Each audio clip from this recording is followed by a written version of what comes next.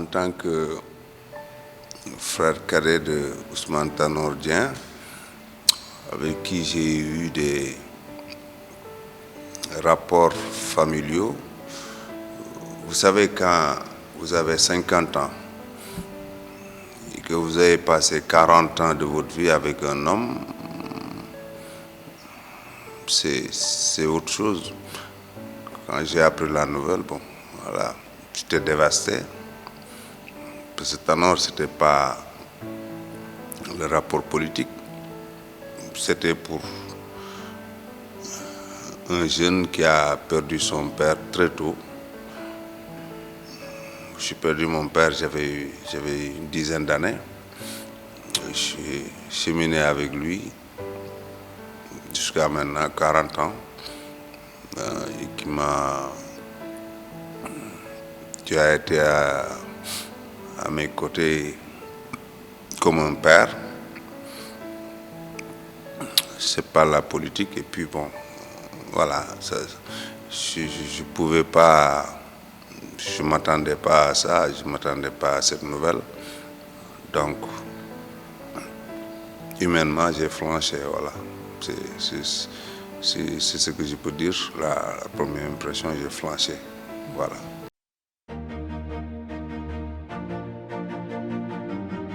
C'était une relation fusionnelle. C'était, je pense, leurs proches les appelaient les jumeaux. C'était fusionnel. Moi, j'ai été témoin de 40 ans de leur relation, sans ombre. Tous les amis se disputent, tous les amis ont des contradictions. Ces deux personnes, je les ai vues 40 années durant, sans contradiction entre elles. C'était des rapports fusionnels. Il n'y a pas de mots pour qualifier la qualité et la nature de leur relation. Ça sortait du normal, en fait. En fait, c'était comme des jumeaux. Moi, la première fois que j'ai vu Ousmane Tanor Dieng, c'était quelques mois après le rappel à Dieu de mon père. C'était au début de l'année 1981. J'ai quitté mon Richard Toll natal par le fait de mon frère pour venir poursuivre mes études à Dakar. C'était en 1981. J'avais environ 11 ans. Depuis lors, je les ai vus inséparables. Je les ai vus dans une complicité extraordinaire, inédite, jusqu'à ce jour. Donc, le seul mot qui convient, c'est une relation fusionnelle.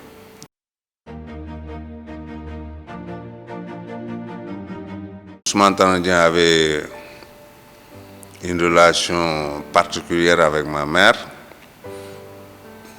40 années durant, je l'ai vu pas une seule fois manquer à ces deux rendez-vous annuels, à la Korité après la prière,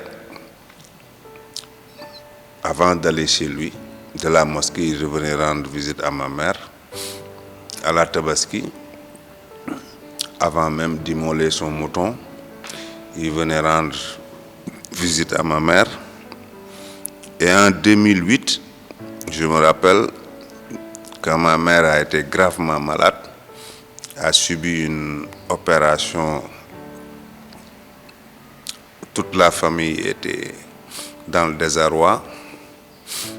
Ousmane Tanor Dieng est resté au chevet de ma mère 7 heures durant qu'elle était en bloc opératoire. Et ma mère est restée une quinzaine de jours à l'hôpital, 18 jours exactement après son opération. Que ce soit moi par exemple, je n'ai pas été durant ces 18 jours, tous les jours au chevet de ma mère. Je pense qu'à 2 ou 3 reprises, je n'ai pas été à son chevet. Mais durant ces 18 jours, quotidiennement, il a été au chevet de ma mère. Donc, ce qui renseigne sur un caractère que beaucoup de Sénégalais ne connaissent pas, c'est que c'était un homme de fidélité. Ouais. Je pense, lui aussi, il a perdu sa mère très tôt. Et je pense, j'ai compris cela, on n'en a jamais parlé, mais j'ai compris qu'il a toujours considéré ma mère comme sa mère de substitution. Et jusqu'à la dernière Tabaski, la dernière Korité, il était chez moi parce que je vis avec ma mère qui est très âgée.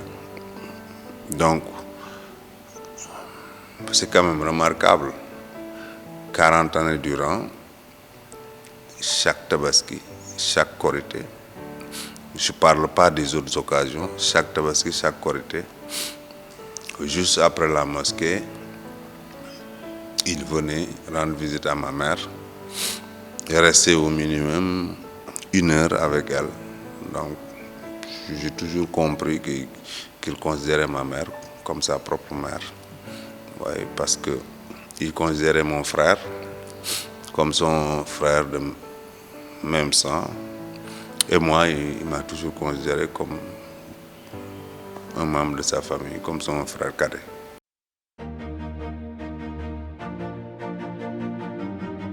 Moi, j'ai perdu mon père très tôt. C'est un deuil que j'ai jamais consommé, mais mon frère aîné, Papi Amambaye, meilleur ami de Ousmane Tanor Dieng, et un autre grand commis de l'État, Bruno Diatta, ils étaient là comme des personnes se substituant à mon père. Nous avions une relation très particulière, oui, parce qu'il m'a éduqué, presque, il était mon tuteur, parce que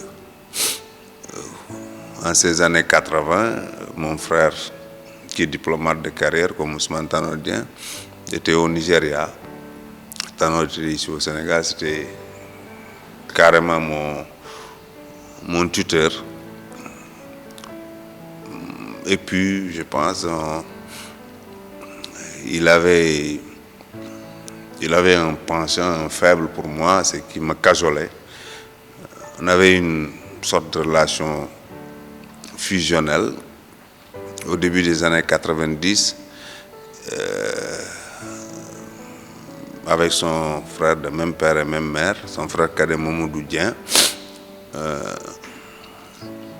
Avec mon frère, ils nous ont amenés en France. Donc, ils s'occupaient, ils surveillaient notre éducation en fait. Donc, en 1991, nous sommes partis à l'université à Reims, en France. Donc, je peux dire de mes 10 ans à mes 50 ans, Tanor a coaché, a surveillé toute ma vie de l'université, du lycée, je peux dire, de l'université, de mon entrée dans le journalisme jusqu'à mon arrivée au Soleil. Donc, c'était un frère, un aîné, c'était un ami, c'était un père. Donc, comme je l'ai dit tantôt, quand on a 50 ans et qu'on a passé 40 ans avec une personne, sans discontinuer, donc ça résume tout. Ça résume tout. C'était un personnage complexe, profond, mais aussi c'était un homme de surface. Il avait des qualités de surface. Et la première de ces qualités, c'était la fidélité. Un jour, lors d'une de nos discussions, il m'a dit, jeune frère, tout mon malheur vient du fait que je ne sais pas mentir. et il ne savait pas mentir. C'est pour cela le fait de ne pas savoir mentir, le fait de ne pas vouloir mentir a été à l'origine d'énormes incompréhensions de son image, parce que c'était un homme de fidélité. Voilà.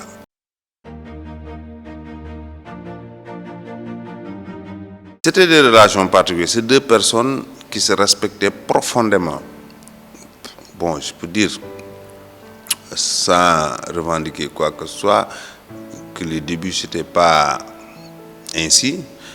Je me souviens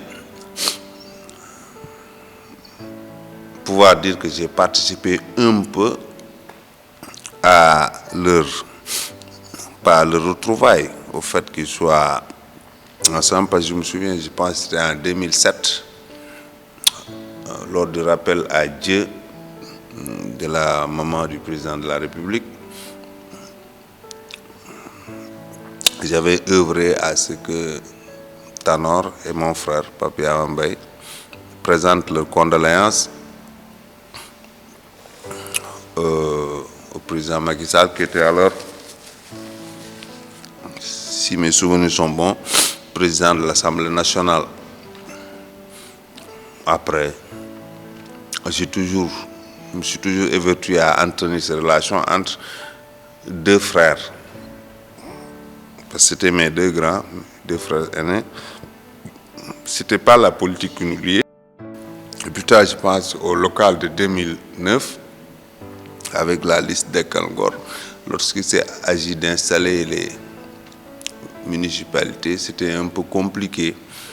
À un moment, Tanor, comme il avait l'habitude de me dire, il m'a appelé un jour pour me dire, mais où est ton grand? Où est ton autre grand? Parce que quand tu me parles du président Macky Sall, il me disait, où est ton autre grand? À ce moment, je pense que le président était en voyage à l'étranger, je pense en Espagne. Je me suis évertué à organiser la connexion entre eux. Ils ont beaucoup discuté.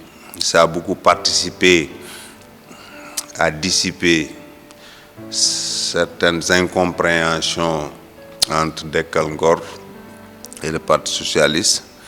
Je me suis toujours évertué à œuvrer pour leurs bonnes relations. Ça a continué jusqu'en 2012, avant le premier tour, durant le premier tour, après, au mois du deuxième tour.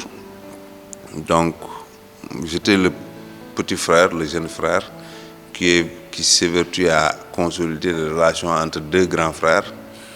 Et ce qui était remarquable, à partir de 2010, après ma démission du groupe COM7, pour réaffirmer mon engagement auprès du président Macky Sall, il était convenu, et beaucoup de gens ne le comprenaient pas, que je sois politiquement avec Tanor, mais c'était l'un des hommes qui m'encourageait, parce qu'il me disait toujours, dans la vie, il y a une vertu première, il y a une valeur première, c'est la fidélité, c'est l'engagement. Donc, humblement, j'ai participé à rapprocher ces deux hommes qui ont des qualités exceptionnelles.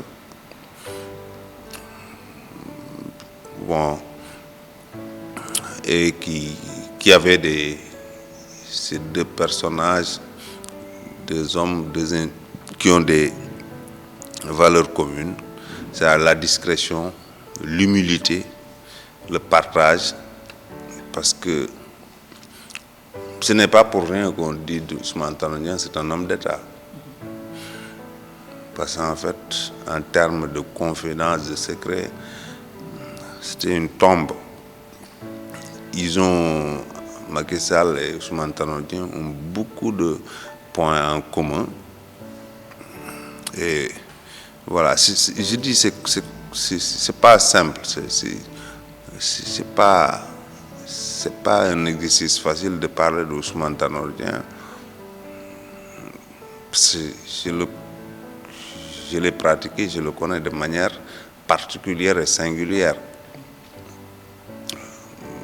c'est normal, les Sénégalais ne peuvent pas le connaître ainsi.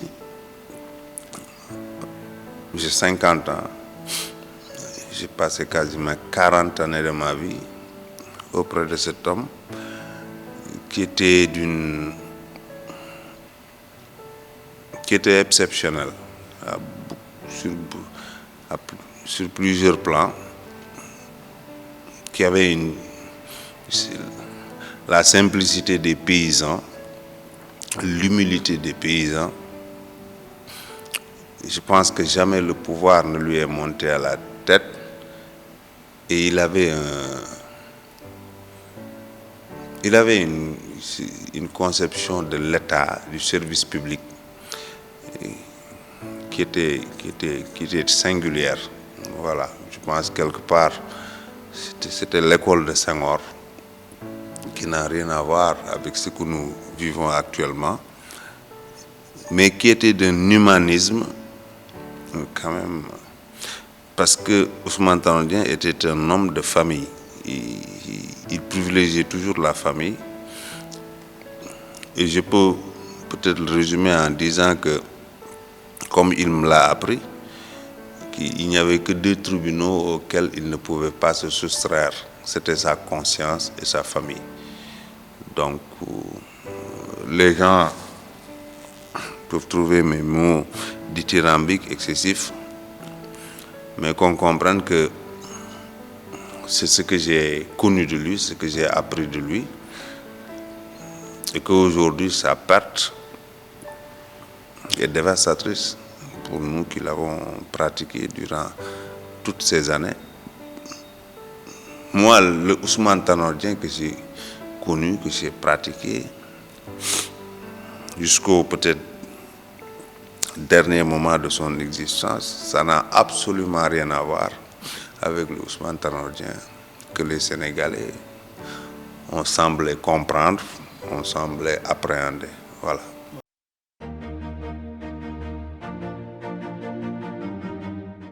En privé, c'était, comme je vous l'ai dit, Tanor était un homme très bavard, très peu bavard, très peu bavard.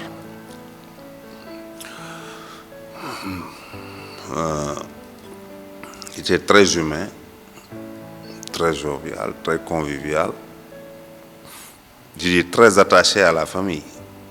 Comme je vous l'ai dit, il considérait ma mère comme sa mère.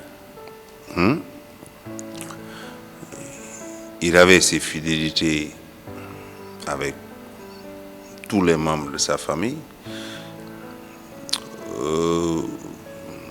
Il n'aimait pas les médisances, particulièrement. Il n'aimait pas, mais en privé, il n'aimait pas qu'on dise du mal des autres. Puis c'était un homme endurant. Vous savez, moi je pense à 1999, au pire des contradictions intra-parti socialiste. Un jour, il m'est arrivé d'avoir une réaction non appropriée envers quelqu'un qui était du régime. Alors, il m'a fait convoquer vers 17h. Je suis venu dans son bureau, il était en train de signer des documents, et à un moment, il m'a dit: je comprends bien l'attitude que tu as eue fraternellement,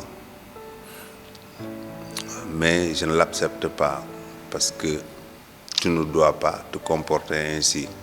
Et il m'a dit: tu sais, jeune frère, le président Mitterrand,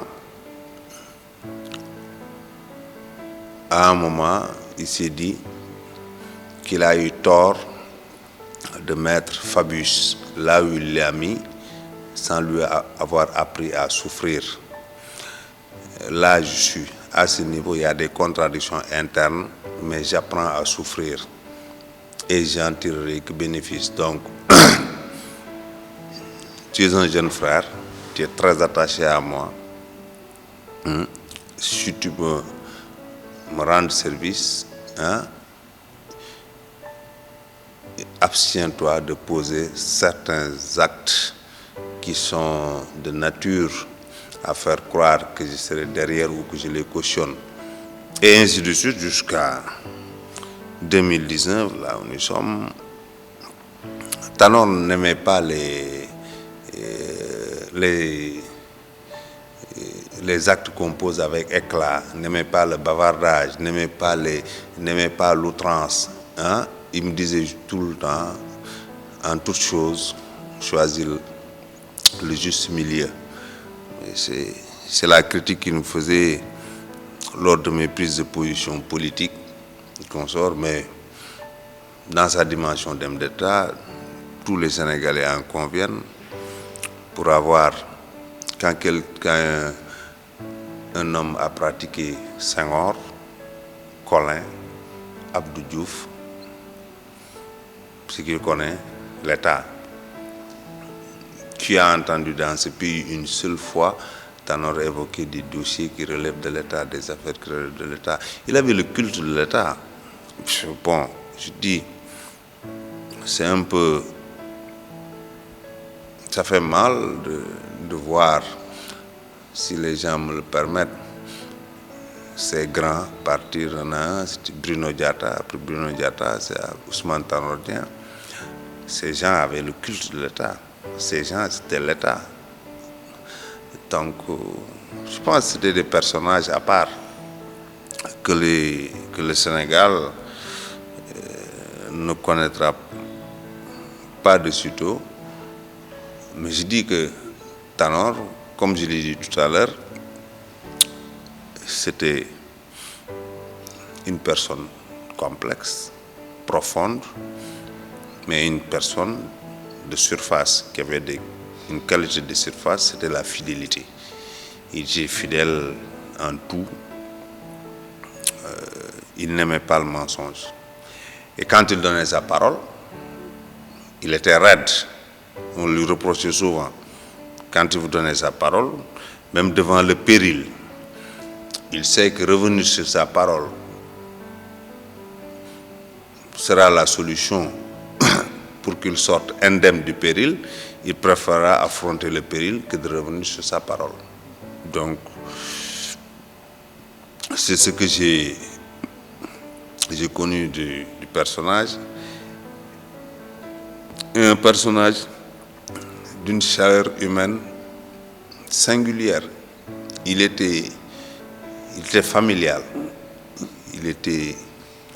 Il n'aimait pas voir les gens souffrir. Hein? Et extrêmement généreux.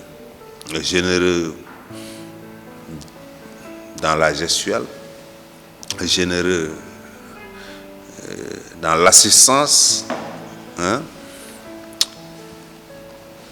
Donc, on pourra considérer que je sois dithyrambique parce que c'est le grand frère, c'est l'aîné, c'est presque la personne qui s'est positionnée vis-à-vis de moi avec mon frère comme mon père, mais il était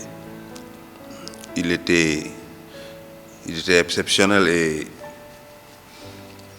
je disais tout à l'heure qu'il n'aimait pas voir les gens souffrir. Mais même lui, quand il souffrait, il n'aimait pas que ses proches, sa famille, voient sa souffrance. Ces dernières semaines, dans nos discussions, dans nos échanges, j'ai beaucoup insisté sur le fait, à chaque fois je lui disais, grand, il faut me dire parce que moi, je veux venir te voir. Sa réplique a été tout le temps de me dire, jeune frère, ça me fait plaisir de savoir que tu soucies de ma santé, c'est pas grave. Ces mots n'étaient pas pour me rassurer, parce que, chose bizarre, en 40 ans, je ne l'ai jamais vu malade. Jamais. Je ne me souviens pas d'une occasion où je suis allé le voir parce qu'il était souffrant. Donc le fait que par le silence, il ne voulait pas que je vienne le voir, ça m'inquiétait très profondément.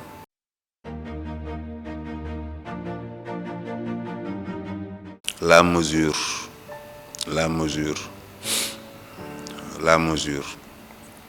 il n'aimait pas les excès. Et il pensait que tout était question de juste milieu. Il fallait être équilibré. Je pense que tout ce qu'on a à retenir de Tanor, c'était... Moi, c'est ce qu'il m'a toujours enseigné. Au début des années 91, je garde encore ses correspondances, ses échanges épistolaires. Il n'y avait pas le portable, il n'y avait pas WhatsApp, il n'y avait pas toutes ces technologies de l'information et de la communication. Depuis la France, depuis Reims, moi je m'évertue à entretenir une correspondance avec lui.